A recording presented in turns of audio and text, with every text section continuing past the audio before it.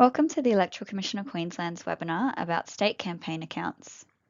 This webinar provides information for candidates, registered political parties and third parties participating in state elections or by-elections in Queensland.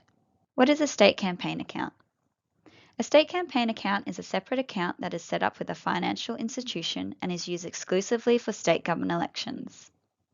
Most participants in an election are required to use a state campaign account, including candidates, registered political parties, registered third parties, and third parties who are required to be registered.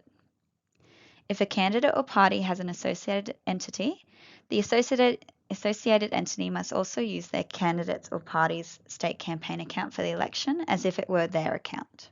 Why do I need a state campaign account? You need to use the account to pay for all your electoral expenditure. If you're a candidate or a party, you also need to use the account to receive all your political donations.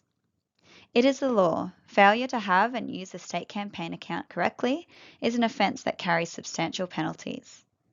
The maximum penalty for failing to keep a state campaign account is 200 penalty units, which equates to over $30,000. What can be paid from your state campaign account?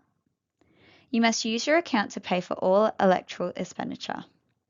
Electoral expenditure has a specific definition under legislation.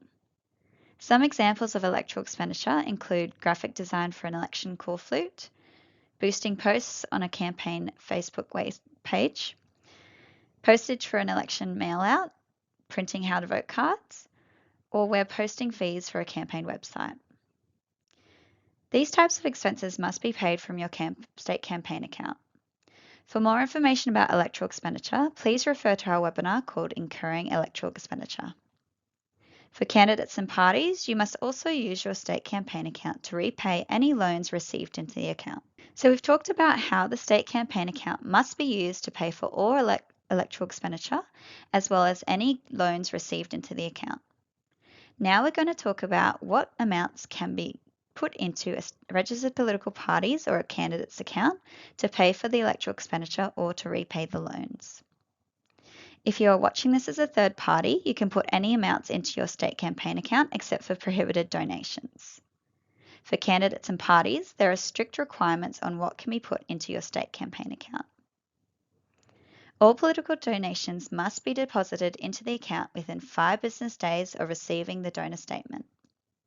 If you're unsure about the terms political donation and donor statement, please check out our webinar on what is a political donation.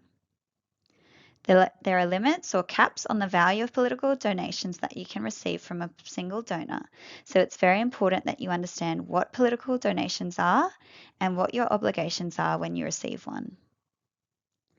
Other amounts that you can deposit into your state campaign account include election funding received from the ecq, loans other than those from financial institutions, fundraising contributions of $200 or less, or the first $200 of a larger fundraising contribution, amounts kept in a state campaign account for another state election, provided these amounts also comply with the requirements, amounts received via a will, or returns on investment made from the state campaign account. These amounts must be deposited into the account. For candidates, you can also deposit your own funds into the state campaign account. This includes amounts transferred from a personal bank account or amounts kept in a joint account that is held with your spouse.